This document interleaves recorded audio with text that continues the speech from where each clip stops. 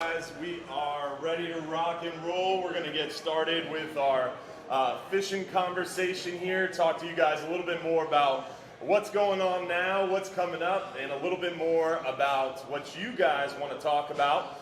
Hopefully you guys have some questions. I always like it when it's more of a fishing conversation instead of a fishing seminar, because I like to talk with you guys, not at you. But by way of introduction, y'all, my name is Captain Dylan Hubbard. I'm from Hubbards Marina over in Johns Pass, Madeira Beach. We do a bunch of different kinds of fishing over at Hubbards Marina.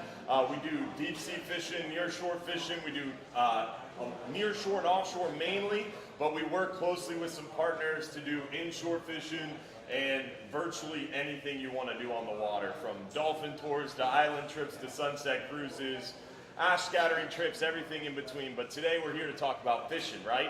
And myself, I am a fourth generation owner-operator there at Hubbards Marina. I am blessed to come from a long line of fishermen, so I'm blessed to have learned a lot over the years from those folks, and then plenty of people who fish with us. I serve on the Gulf of Mexico Fishery Management Council advisory panels, some technical committees, and the president of the Florida Guides Association, and I serve on the board of the Charter Fishermen's Association Gulf-wide as well.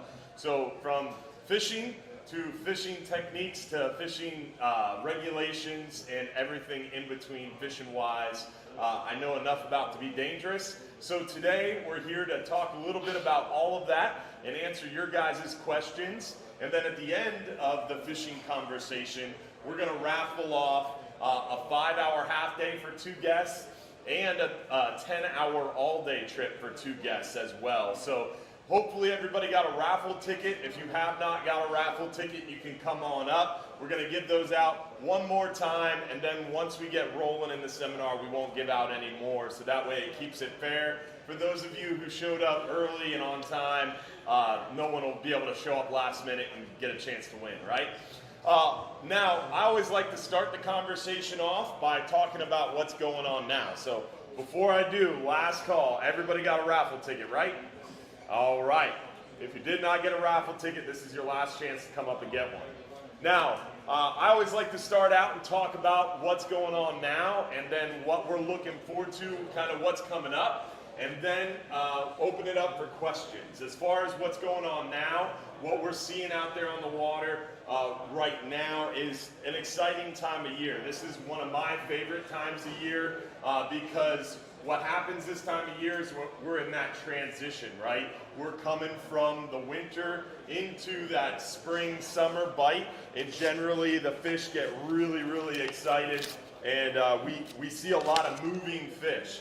Moving fish generally feed pretty well, and we also see a lot of overlap between some of those wintertime patterns and those summertime patterns. So this is an exciting time of year for that reason. That transition is happening, and we see that overlap. So right now, inshore, we see those sheep's head biting well still. We have a lot of those wintertime fish like the black drum. Do you need a raffle ticket, sir? All right. We have a lot of that overlap going on, and then also the redfish are on the move, the snook are on the move, out of those back bay areas. We still see a lot of jack crevalle around. The pompano are back on the beaches really heavily inshore. The mackerel are already back. So things like mackerel, which is predominantly a summertime thing, or the snook being in the passes, which is predominantly a summertime thing, starts to overlap with things like the sheep's head biting really well, which is more of a wintertime thing. The other day at the Johns Pass docks, we literally had sheep's head up and down, top to bottom on a piling, and then a couple feet over was 10 or 12 snooks stacked up underneath the dock. So it's a really unique time of year for that reason, because you see those patterns start to overlap a little bit. Near shore, we see a lot of moving fish as well. Near shore this time of year, the mackerel, the kingfish, they're back. And we're really, really excited to enjoy those mackerel and kingfish because it adds a little bit of excitement to our nearshore fishing. Instead of going out there and targeting lanes, hogfish, mangroves, red grouper, catching a bunch of the white grunts and gray snapper, porgies on the bottom. We're also flatline fishing for the mackerel and kingfish, or trolling on the way out for those mackerel and catching a couple kingfish. So it's an exciting time of year for that reason, plus other pelagics too. This time of year we see the cobia occasionally. We still got some blackfin tuna around. We also have the occasional sailfish too. My buddy down there in Anna Maria does a lot of pelagic fishing on his charters. He's caught 3 sailfish in the last 2 weeks. So there's a lot of action going on pelagic-wise this time of year as well, which makes springtime near shore and offshore fishing even that much more exciting. Also, right now is kind of your last opportunity for those really good concentrations and good bite of hogfish.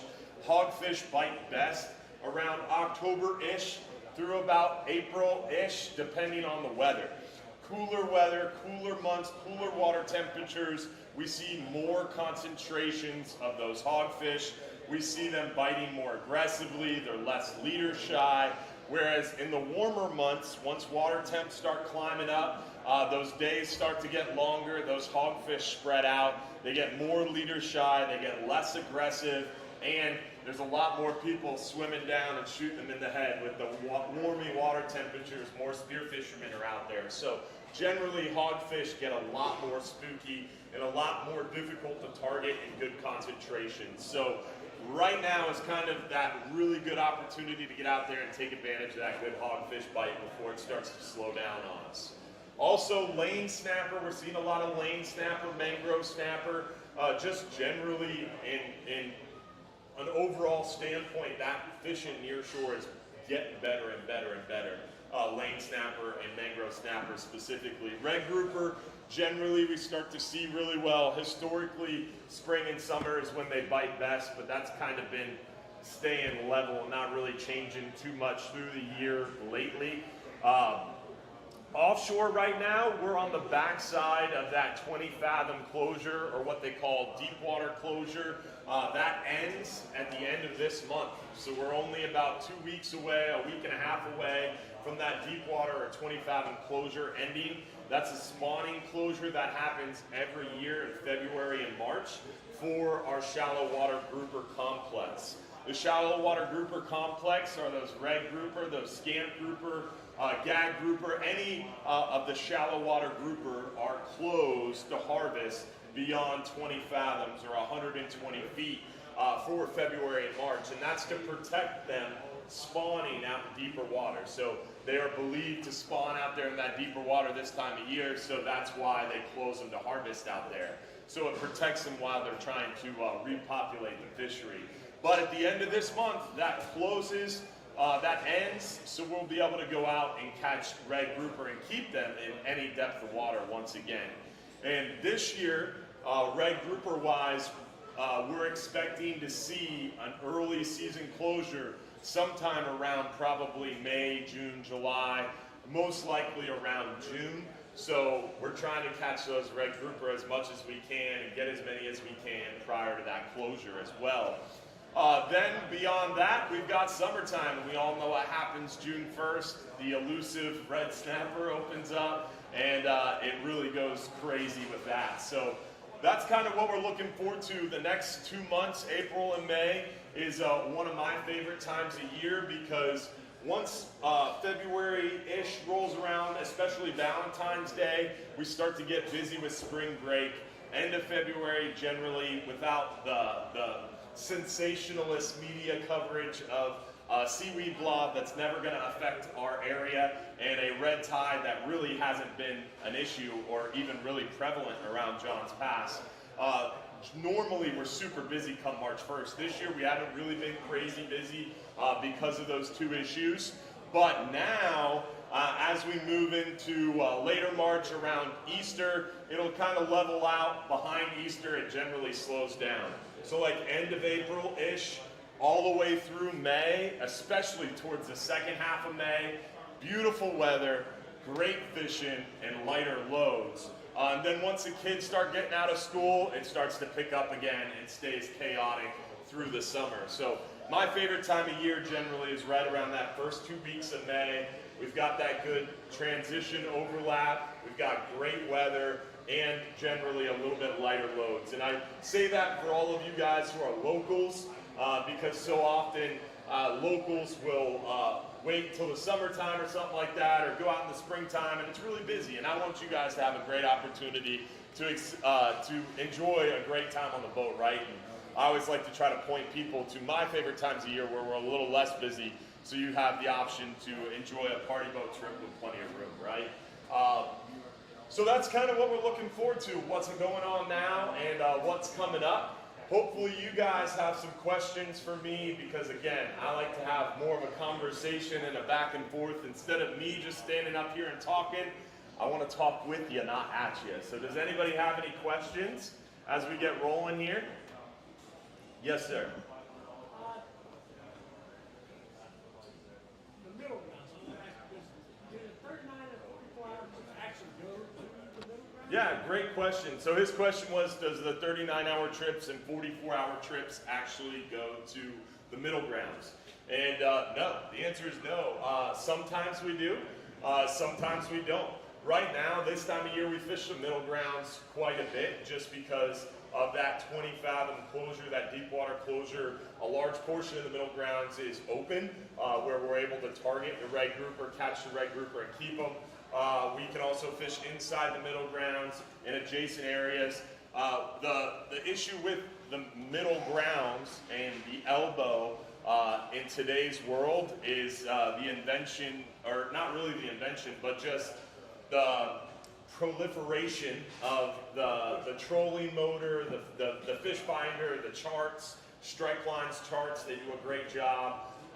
Now you can have a tablet that has a GPS pin on it, and it shows you all the geographic areas in the Gulf of Mexico. It's absolutely insane, the technology they have.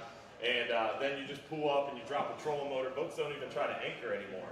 So the middle grounds gets hammered pretty good, because it's a really easy landmark that people point to, and oh, I got a new boat and I'm going out to fish the middle grounds. And we're seeing it, like when I was a kid, I'm still a kid in many people's minds, even in my mind I try to picture myself a kid, but when I was working the boat at 14, 15, 16 years old, when I was out fishing for fun, when I was 8, 9, 10 years old, on a 39-hour trip, we would see 1, 2, 3 other boats, and they were all big commercial boats in the middle grounds.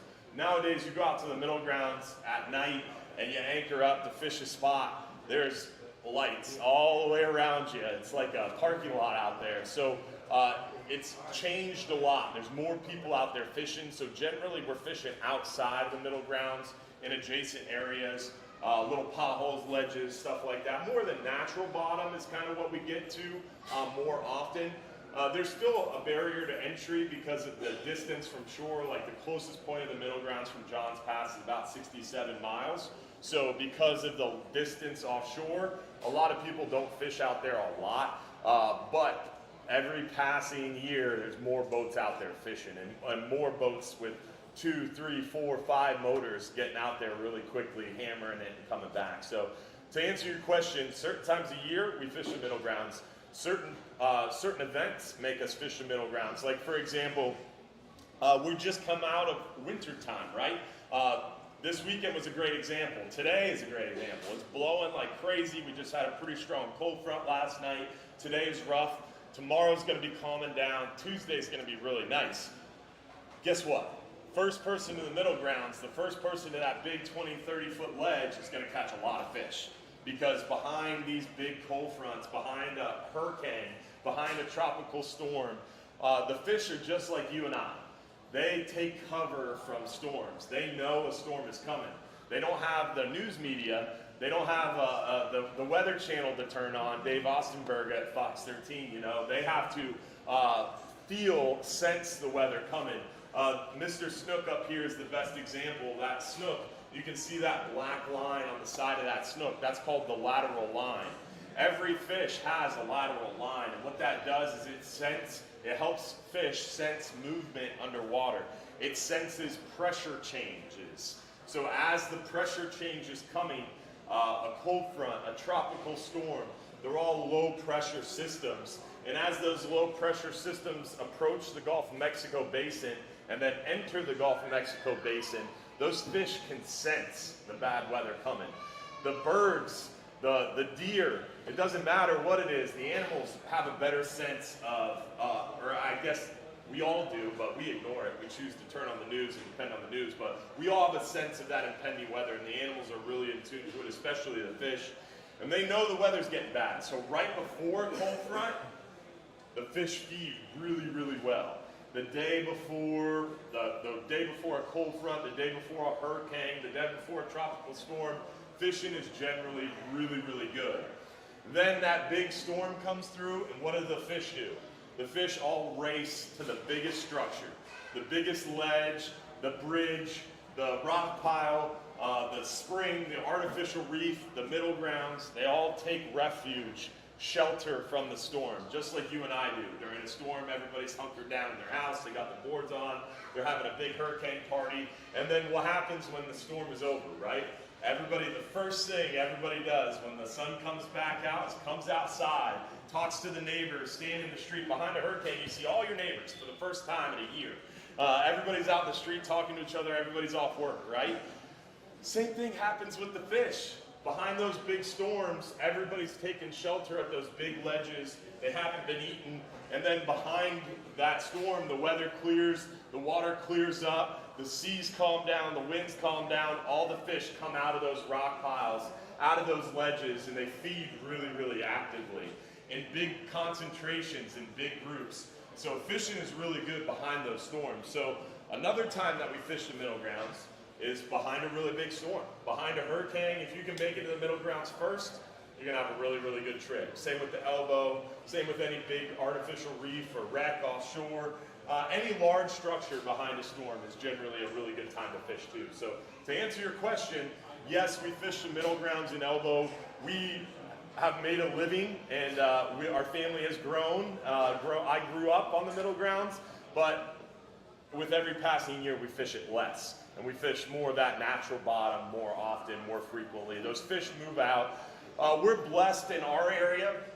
In my opinion, Central West Florida, Tampa Bay, we have the best fishery in the world, I would say. I'm a little biased, but I think we're definitely up there. And people are like, I don't know about that, man. But you think about Florida. Florida is generally, in my opinion, in a lot of people's opinion, a sportsman's destination. We have a little bit of everything, a really wide, biodiverse fishery. You go down to like Miami area, West Palm area, you go out 2-3 miles, you're off the shelf, you can catch marlin and you can still see your hotel, your resort on the beach. But there's no bottom for grouper and snapper. There's no hogfish down there. They don't have a lot of reef fish.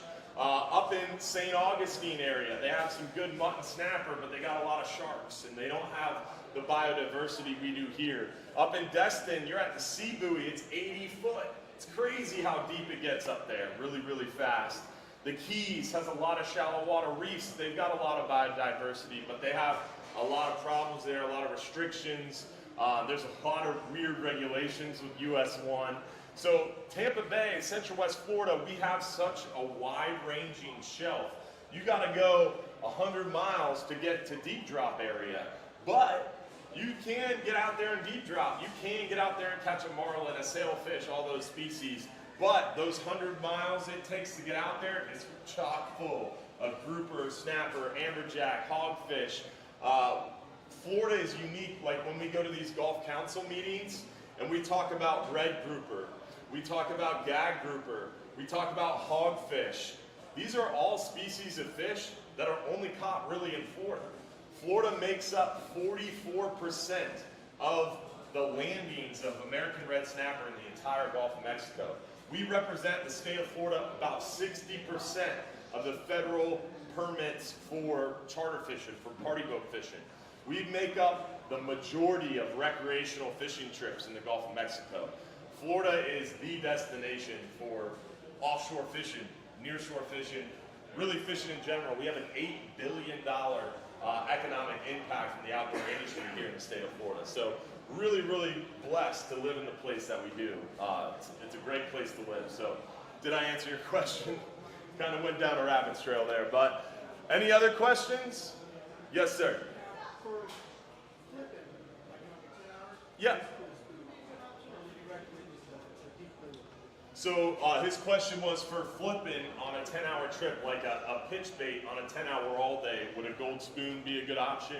Me personally, what I like to do on any one of our trips, I always like to have a spinning reel with me, and a spinning reel is a good idea.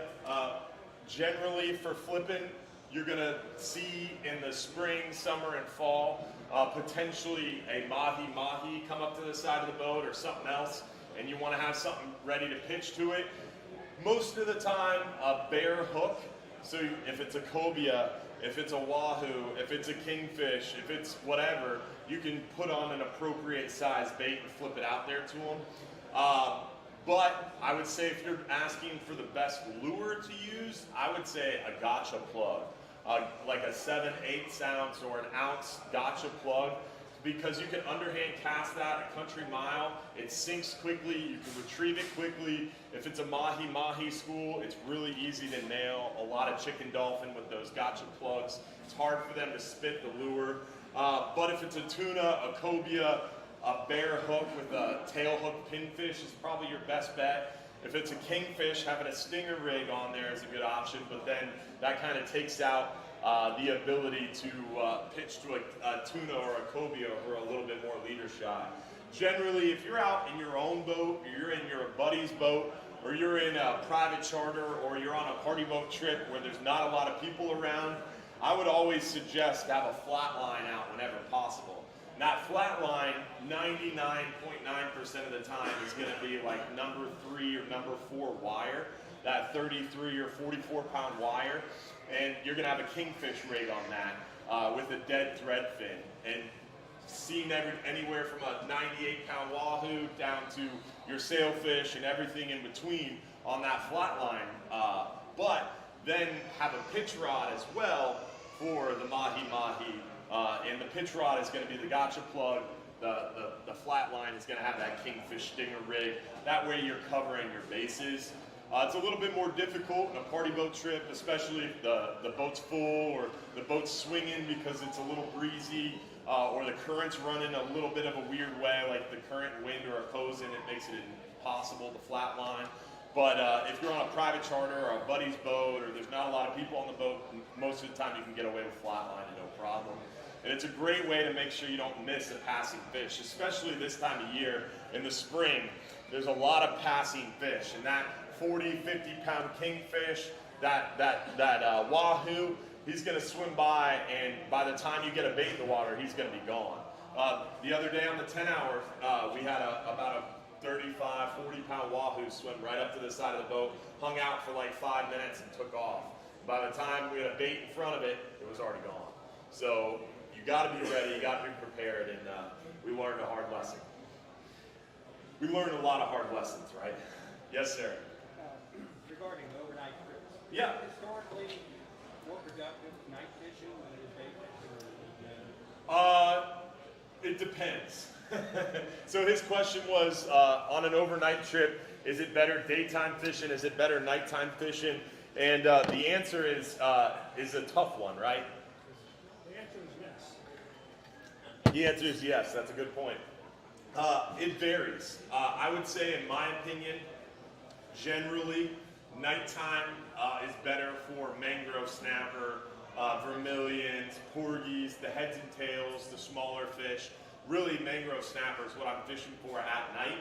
Then typically around sunrise, we try to be in an area where some grouper are going to be, or if it's red snapper season, maybe a red snapper bite. Then during the day, we move between smaller bottoms and really hunt after those red snapper, amberjack, or grouper, depending on the season.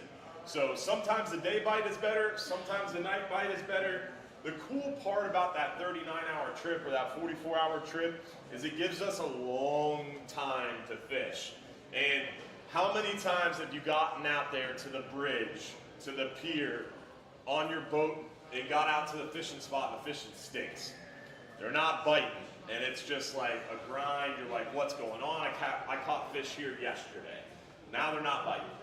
Sometimes it's just the current that needs to change, or that moon needs to rise, or the moon needs to set, or that water temperature needs to change just a little bit. In a few hours, once that sun gets up, the fish are gonna start chewing. Sometimes it's one of those little variables that just has to change a little bit, the fish start feeding. However, not all the time do you have the flexibility of weight. Another thing is, sometimes it's just a little bit of depth. I can't tell you how many times we've been fishing in 35 foot of water, struggling. And you make it out there to 38 foot of water, and the fish are chewing like crazy. Did the current change? Or did we change water temperatures moving a few feet deeper, 1.5 miles, 2 miles away? Or was it just a better area? Or was it just a little deeper? It's fishing, you never know. What happened? What worked? I don't know. But generally, we can make assumptions and we can kind of keep trying different things.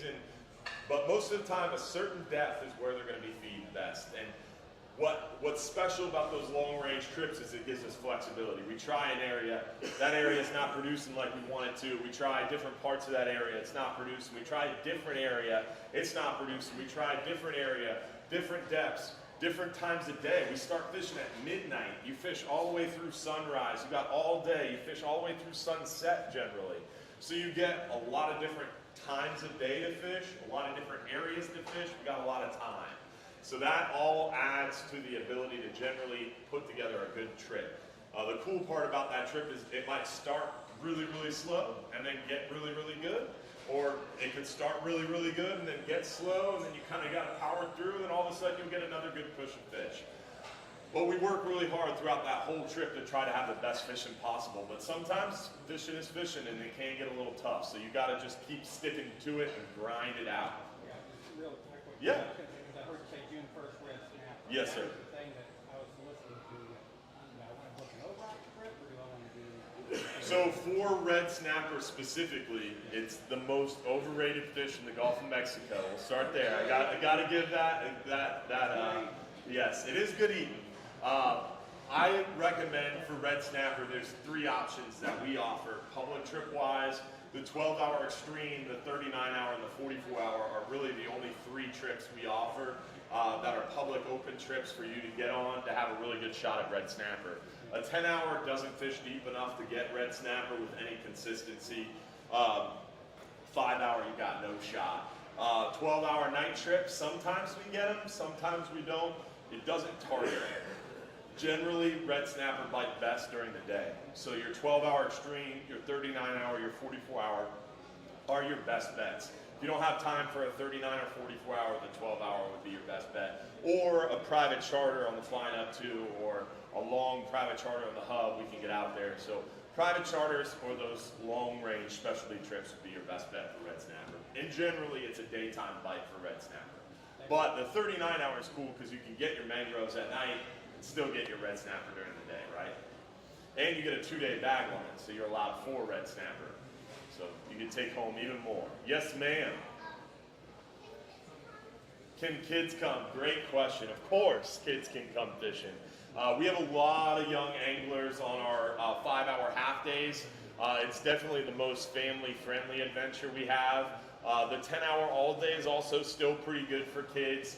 I don't recommend jumping right to a 10-hour if your kid has never been offshore before, just because sometimes kids can get seasick or get motion sick, or that attention gets lost, and on a 10-hour you can't have electronics with GPS. So I know how my kids are, and it can get tricky, right? So I like always recommending to folks, start with the 5-hour half day, get their feet wet, make sure they know how to use the rod and reel, they can see over the rail, they can actually enjoy the experience, and then work your way up to a 10-hour.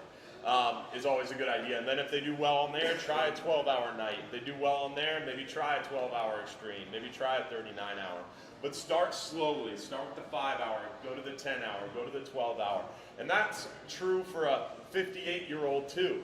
It doesn't matter what age or level experienced angler. I always recommend, if you're new to offshore fishing, especially offshore fishing in our area, start small, start slowly.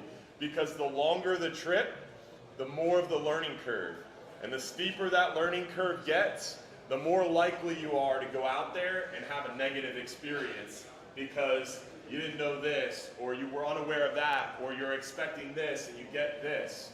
So trying to lower that learning curve as much as you can is going to be your best way to actually have a positive experience, and an experience that you want to go back out there and enjoy again. Really, really cautious myself for my kid, because I don't want to put them on a trip that's too long or too rough, and then all of a sudden they go out there and they don't have a good experience, and then my worst fear is, I don't want to go fishing again, Dad. So I really, really work hard to start slowly, start small, and work the way up, so that way they still have a positive experience. And that's true of your other half that perhaps hasn't fished with you, or maybe it's a new other half that hasn't experienced it before. So start slowly, work your way up gradually, and do things like this seminar. Or use our website. Even if you don't plan to fish with us, you've got your own boat, you've got a buddy's boat that you fish on, use our website as a tool. We have the video links, we have a lot of tips and tricks videos. We do these events at Bass Pro once a month. We do Sunday night, we do a live show every Sunday night for an hour where we talk fishing and answer your questions. We have a ton of video resources, website, weather resources. We do a weekly fishing report on our website too. So there's a lot of resources out there that are free for you to utilize to lower that learning curve. Because the flatter the curve, the more you're gonna have a better experience, right? That's the goal at least. So yes, to answer your question, we do allow kids and encourage kids. Hopefully we'll see more and more kids, right? Any other questions? If I'm in Florida, from the beginning of December till the end of March, Yep. is there one time in that span that I should concentrate my fishing effort? Yeah, I so want to try to go every Yeah. other week. So great question. His question was from December to April, December to March. When is the best time to go fishing? Really, in my opinion, there's not one time that's better than any other to go fishing. It's always good to go fishing, right? And if you're not too busy to go fishing, it's a good time to get out there. So my goal is to try to maximize the time you're on the water from an aspect of, if you wait for the perfect time where the moon is just right, the weather is just right, all your buddies are available, you're not going to go out fishing, or you're not going to go fishing often. Go fishing often and figure it out from there, and figure out for yourself what you like doing, because there's so many other fish out there. There's so many different seasons. People are like, well, I only fish the summertime because I know that fishing's best then, and I'll take a phone call 10 minutes later. I only fish the wintertime because I know the fishing's best then, and I only fish the bow of the boat because that's where all the fish are caught. I only fish the stern of the boat because that's where all the fish are caught. Everybody has their own perception, and perception is reality to that individual. So I always suggest just go out there, find out, check it out, but in that short amount of time, December to March, things don't change too much. For the most part, our winter time in Florida is like October, November-ish, through around December, January, into February. And winter time in Florida is really just cold fronts. You'll get a cold front, it'll be cold for 3 or 4 days, and then it warms up. And in the early time, October, November, into December, and the later time, January, late January, February, March, the cold fronts get wider, further apart. It warms up more in between them. Whereas like in the dead of winter, December and January, the cold fronts are really close together, and the bad weather is kind of elongated and it stays cooler for longer. So really that time of year, the biggest thing is timing your trips around the cold fronts. Fishing right before a cold front, like we talked about earlier, and then a few days behind a cold front. The trick is, when is the weather going to get better? We were talking about this Saturday during our radio show that we do every Saturday morning from 6 a.m. to 8 a.m. We were asked basically when, if the wind is blowing like it is now, how long does it take for the water to clear up and the fishing to get good again near shore? And the answer is, it depends, like so many other things we've talked about today, because how rough did it get? How long did it stay rough? What direction was the wind? It all is variables that add up to answering that question. So generally behind an average cold front, 2 to 3 days, the water starts to calm down and clear up. So like for example, this weekend, We had a cold front Saturday night. It blew heavily Friday, Saturday, Sunday. We got a lot of cloud cover. It got a little chillier. Tomorrow, the wind's going to slowly start calming down. The seas are going to slowly start calming down. Tuesday, it's going to get calm. It's going to be calming Tuesday morning. Tuesday afternoon, it's going to be nice. So I would estimate Tuesday is probably going to be a really good opportunity to fish because the cold front's gone, water's calm, the wind's calmed down, seas have calmed down, water's starting to clear up. We had a lot of east wind. It didn't get too stirred up on the beach. So I would estimate Tuesday is going to be a really good day to fish. So to answer your question, December through March, when's the best time to fish? Right before a cold front or a few days after. And you just got to time your trips around the weather. And again, use our website as a resource or our social media. We do daily videos on our TikTok and Instagram during the sunrise where we tell you what's going on now, what's coming up. We give you a little fishing report, a weather report. We do it on Facebook, YouTube, and Twitch around 8 a.m. as the boats are going out as well. So there's a lot of different social media outlets that you can catch a little morning update on where we essentially, I try to tell you this is the best day to go fishing. And when I say that with confidence, moderate confidence, that those are going to be the good days to go. If I don't say, hey, this is going to be the best day to go fishing, it's because like this week coming up, the weather's kind of up and down a little bit. It's a little bit confused. So I don't have a high level of confidence in any day this week, but I would say Tuesday is probably going to be a pretty good bet. So some behind the scenes info for y'all.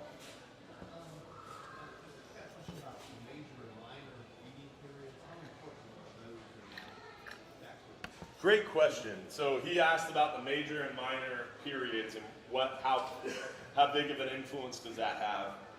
The major and minor salooners are a big influence. However, the caveat to that is offshore, it's really, really tricky to know when that is. Because inshore, you can use something like Salt Strong's product is Smart Fishing Tides. Great product. You can pick out a fishing spot. It'll show you the time. It'll give you a 9 out of 10 or a 1 out of 10 score of the day.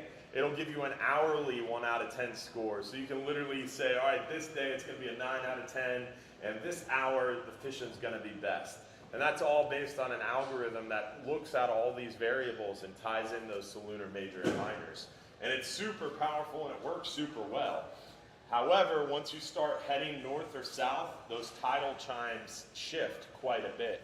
I forget how many miles it is and what the math is, but it can be like 45 minutes to an hour with just a 45-minute trip down the beach or up the beach. It can change significant. When you start heading west into the Gulf, the time starts shifting even more dramatically. And so if you leave Johns Pass and you travel southwest for 25 miles, those saloon major and minors that you looked up for Johns Pass are going to be completely different. Hours difference. So it really makes it tricky offshore to know when that saloon major and minor is. But you can see things, right?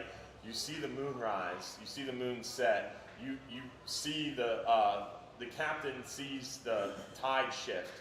Your anchor heading starts shifting, and the wind hasn't shifted, but your anchor heading shifting, that means the current changed. And so you see those current changes as you're trying to anchor the boat, and that can correlate a lot to the bite turning on or the bite turning off. So one of those things that, yes, it really, really helps. And if you're inshore fishing and you're not looking at the saloon major and minors, you're missing out. You're missing a huge piece of really helpful information because literally you could set your watch by it. I tell the story often, so I'm not going to go into detail, but this one gentleman, his name was Lauren Perucci. He's since passed away, but they called him Mr. Snook. And when I was a kid, 6, 7, 8, 9, 10 years old, I used to work in our bait shop, and I would sort the shrimp on a little step stool in the bait tank. And I would watch him because he'd be out there in the front reading a newspaper with his 4/0 pen reel sitting next to him. And all of a sudden, he'd glance at his watch occasionally, and at one point, he'd fold up that newspaper, set it on the bench next to him, grab his fishing pole, shuffle out to the dock at 92 years old, and stroke like 10 big snook in like 20 minutes. And it was because he knew what time they were going to feed based on his experience and knowing when that saloon major and minor was. And so whenever I saw him start to move, I raced him to the dock and tried to catch one. But he always outfished me. It was crazy. But yeah, it definitely works. Knowing when it is a trick. And there is technology out there. There's ROF charts. There's some high-end charting systems that you can pay $2, $3, $4 grand for. And they will actually tell you when your major and minor is offshore, but it is expensive. It's like that live scope stuff that's like 30 grand for a year. But that's how they win those big $1 million blue marlin tournaments, that high-end technology. They pay out the nose for it, but hey, it's a big payout, right? Great question. Any other questions? Tony? I know Brian Redford wants to get up 39 hours. Yeah. Would that be a good option for a 10-hour? So brining your bait works really, really well no matter what length of trip you're gonna do, but it takes time to set up. So most of the time, brining bait on like a 39-hour trip, you brine it on the way out, and it really starts to get good about midday the next day, late afternoon the next day. When that water, the baits thaw out, the ice melts, that water starts turning deep purplish brown. Those baits get really stiff on the outside and juicy on the inside. That's what really works. That's the brining process working. So if you're doing a 10-hour trip or you're fishing in your own boat for a shorter trip, buy the bait the day before, brine the bait the night before, and let that bait set up, even 2 days before. Because the longer it brines, the longer it sets up in that cooler, the better it's going to be, as long as you can keep it the right temperature. Because you don't want it to get too warm, then it gets mushy. You don't want it to stay too cold, or it doesn't really get briny. But the idea with brining the bait is you're increasing the stiffness or rigidity of the bait and the toughness of the outside of the bait while keeping that inside moist and really, really oily and a lot of scent. So it works really, really well. Brining bait works, but it's messy, it's smelly, it's tough to do, and I know I wouldn't attempt it at my house, but God bless you if you can get away with it. But yes, to answer your question, it would work really well. Did you have a question? Yeah, do you have a go-to color on the gotcha plug or another fish bait?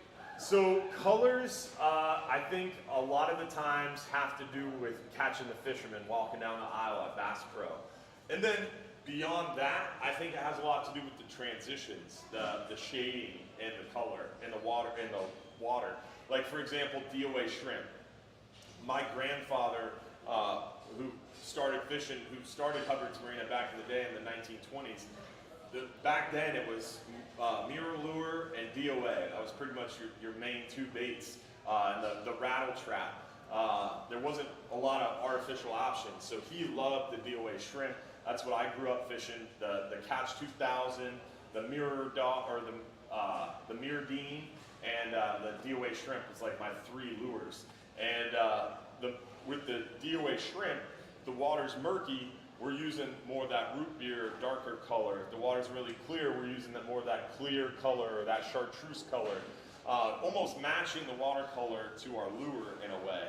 I'm by no means an inshore expert, but generally your shading, you want to match to the color of the water. Offshore, what I find that works well is more natural presentations, just like inshore. So like, for example, the mahi-mahi color pattern on a lipped plug works really well for fish that are gonna eat small mahi-mahi, like wahoo, tuna, sailfish. The dark purple with the black backs, the purple and blues work really well for a lot of the billfish, because that's what a lot of the bait looks like offshore in deep water. So you're matching the color of water to the lure as well. To answer your question on the gotcha plug, I think it comes down to what you're most comfortable with. For me, I like the silvers or the golds, something as flashy as possible. I don't know why they started making painted gotcha plugs. That doesn't make any sense, because with the gotcha plug, you're targeting most of the time those fast-moving fish like the mahi-mahi, the mackerel, the kingfish. So I want something with a lot of flash. So silver, gold is what I'm going to offer. Normally silver, because that's typically the color of the bait that they're going after.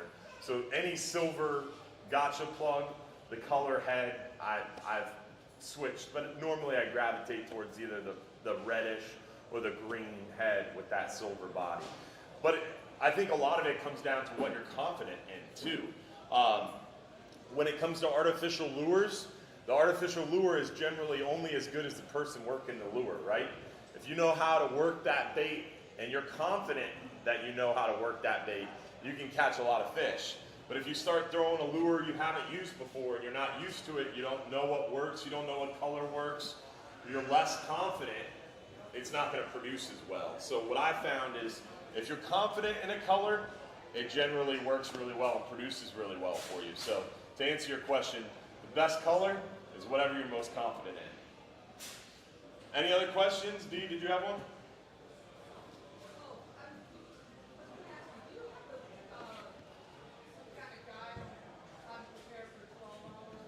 Yeah, so each one of our trips, we have like a how to pack video on those longer range trips. Like we have one on the 12-hour stream, we have one for the 39, 44-hour, and then we just finished recording like 2 weeks ago a long-winded seminar, pre-boarding seminar for each one of the trips.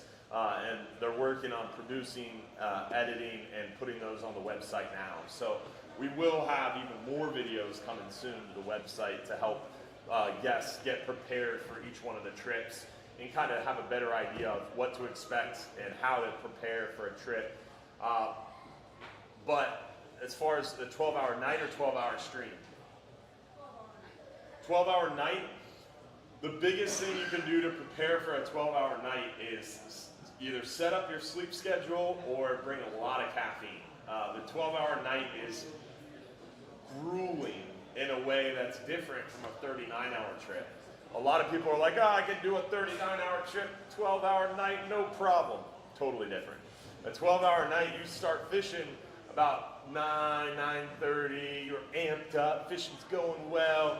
About 2, 3 a.m., it starts to hurt. And the ride home on a 12-hour night is intensely grueling because you can see the beach and you're staring at it for an hour and a half, like, good Lord, get me home.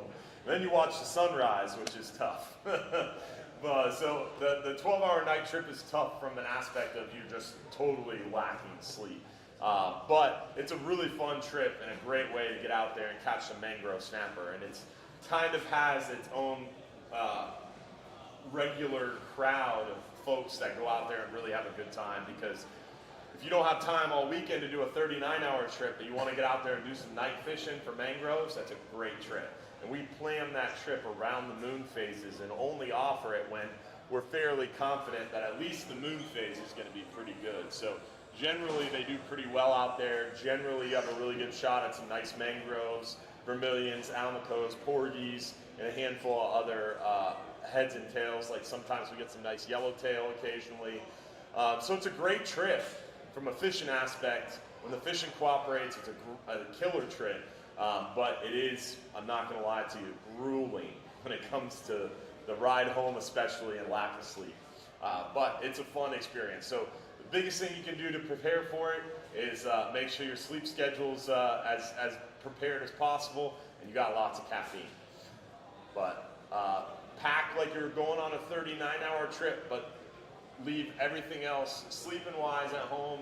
You don't need anything to shower with, and you don't need your daytime fishing gear, right? So the light tackle for a 39-hour trip is what you want to bring out there.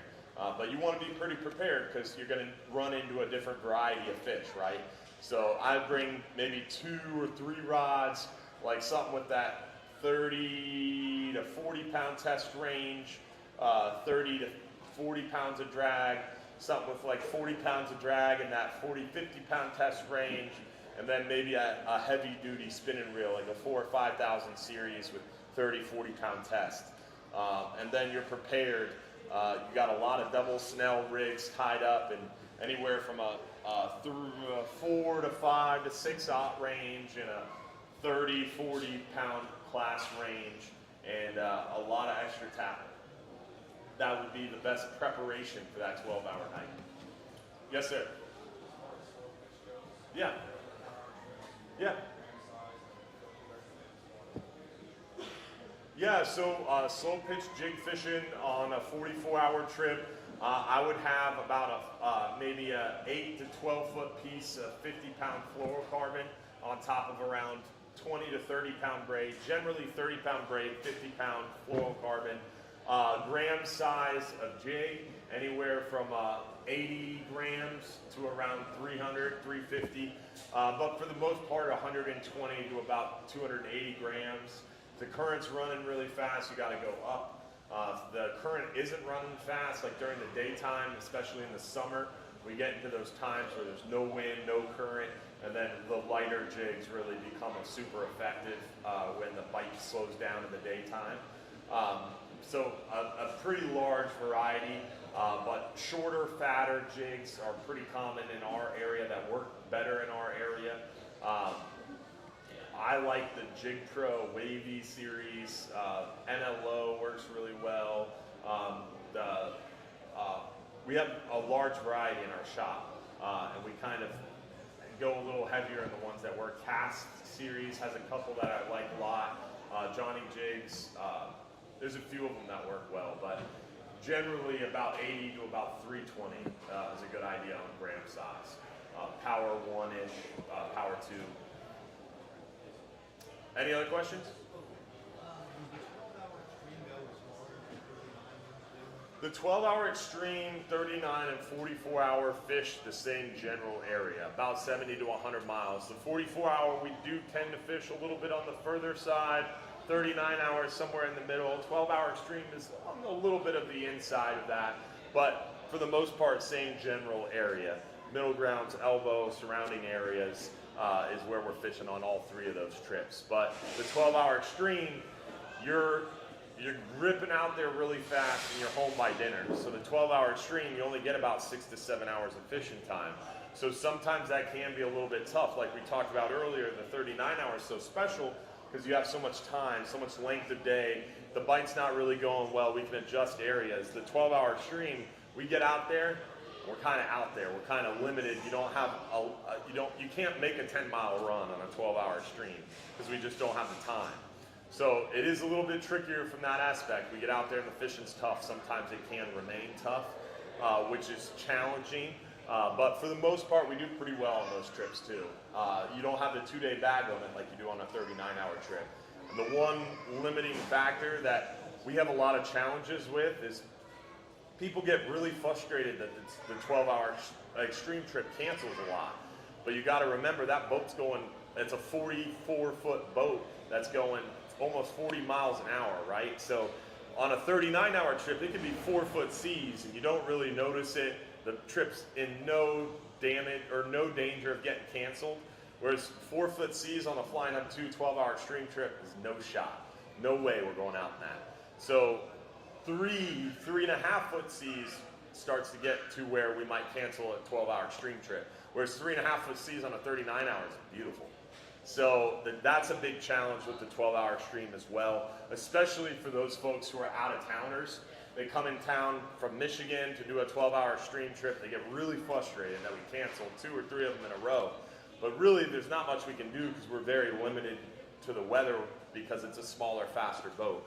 Whereas that 39-hour trip, for people who are traveling into town or only here for a few months out of the year, is a great trip because you know that trip's going to go. Short of a hurricane or a really strong cold front, that 39-hour can make it out there and fish effectively. So that's one thing to consider. But yes, to answer your question, they fish the same general area. We got time for one more question. You got to make it a good one, guys. You know Captain Mel? Captain Mel, I knew Captain Mel a little bit. I was never on his show. I never really fished with him, but I had been there at fishing events and fishing seminars. I've seen him do a fishing conversation when I was real young. And I remember hearing him on the radio every Saturday. And I remember sitting in the living room listening to my dad call into the radio show. So do people tell you that you're kind of taking that position? No, but it is interesting to me and very humbling to me as a young kid sitting in the living room listening to my dad talk on his radio show, and now I'm hosting that show myself. It's pretty awesome. So it's very humbling, and thank you. I appreciate it. Any other questions? One quick, Yes, sir. are you ever gonna get the shorter, your customized beat? We're working on it. So the Dhookers is something that I highly recommend. Some people call them getters, or I call them Dhookers. But these things are awesome, and they work really, really well. And it doesn't matter where the fish is hooked, how the fish is hooked. You just run that loop around the back of the hook, and you hold the line at a 45-degree angle away from the tool, and you squeeze those handles together, and the fish just falls right off. These things are invaluable. I wouldn't leave the dock without them. They're really, really good tools, but they're stainless steel. They're made in America, and they were really pricey. We were just barely able to sell them for 60, 65 bucks. During COVID, it became impossible. So the company that originally manufactured these through my teenage years into my adult years went bankrupt and defunct about 8 years ago. And they had a patent on the product. Long story short, through a lot of research, trial, and effort, we were able to get them manufactured again. My buddy's company, Barracuda Tackle, put these out. And we had a bunch of them. I still have like 700 of the 13-inch ones. But the 8-inch ones, like I'm holding in my hand, are no longer made, and there's no stock left. But we're currently, I purchased the rights to this tool, and we're working on getting it trademarked. And I'm currently talking to a manufacturer about developing them again. So hopefully soon we'll have those developed, and they'll be under our brand. They'll be in our office, and hopefully I'll have a whole bunch of them made very shortly. So I'm close to making that announcement. That 13-inch still works very well, but Yeah. it's just so many inches. Yeah, the 13-inch one works really well. It's just a little unwieldy. So the 8-inch one is much preferred for reef fishermen. So when you're fishing for grouper and snapper, everybody wants these 8-inch ones. But those 13-inch ones, all the kingfish guys and commercial guys love those. The shark fishermen, they love those. So again, it's personal preference, right? What works for you is what's your favorite. So the 13-inch ones have a market, but it's not what we sell the most of in our shop. So we're working on getting them manufactured. We should have them here soon. And we'll have a bunch of them. Then I'll need your guys' help trying to proliferate those. Because I'm going to have to order a lot to keep the costs down. What? I get 10% for We'll work something out. I'll sign it. Now, guys, we are out of time today, so I want to make a few announcements here real quick, and then Bass Pro is going to say a few words. Then we're going to do our raffle.